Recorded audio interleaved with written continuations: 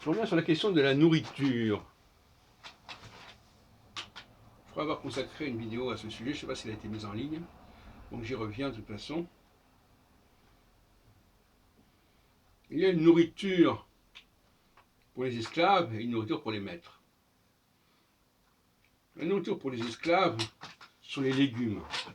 C'est le couscous, par exemple. C'est-à-dire,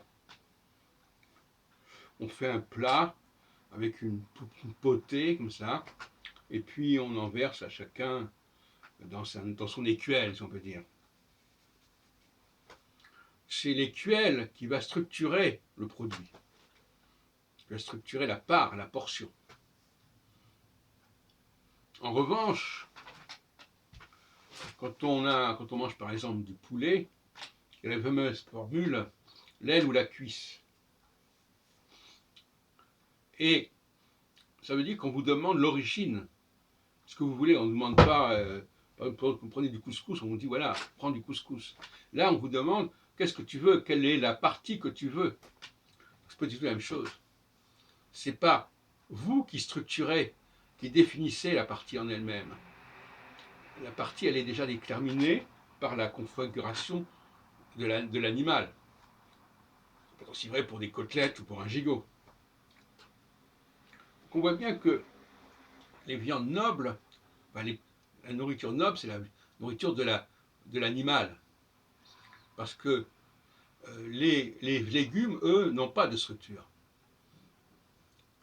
En revanche, les fruits ont une structure. C'est pour ça qu'on dit que la tomate est un fruit. Parce que quand on mange une tomate, on mange une tomate.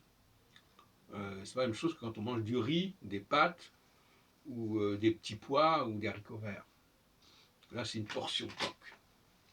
On mange une tomate, on ne mange pas un haricot vert, on ne mange pas une lentille. Donc, par contre, on peut manger une pomme, une poire. Donc les fruits et la viande, quand c'est une viande, c'est pas un hamburger, parce que l'hamburger, on ne sait même pas d'où ça vient le hamburger, c'est pas une partie précise de l'animal.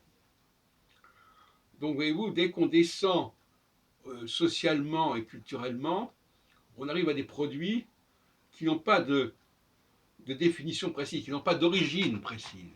On mange de la purée, on mange des petits pois, on est dans le pluriel. On mange pas une pomme, on mange une pomme, mais on ne mange pas un petit pois. Donc, la question est de savoir si l'on décide de manger des produits dont on connaît l'origine, qui ont déjà une structure spécifique et individuée, ou bien si on mange des choses qui sont mélangées en vrac, une sorte de salade, une sorte de purée, de toutes sortes, n'est-ce pas, le taboulé, le couscous, quelque mélange que ce soit. Même la saucisse n'est pas réellement un produit précis. La charcuterie non plus. Encore que le jambon renvoie à la jambe de l'animal. Voyez-vous, où passe la frontière.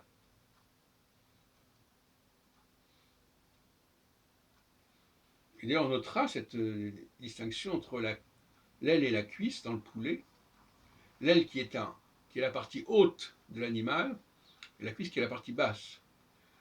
Et ça correspond au nord et au sud. Bon, c'est en passant. Mais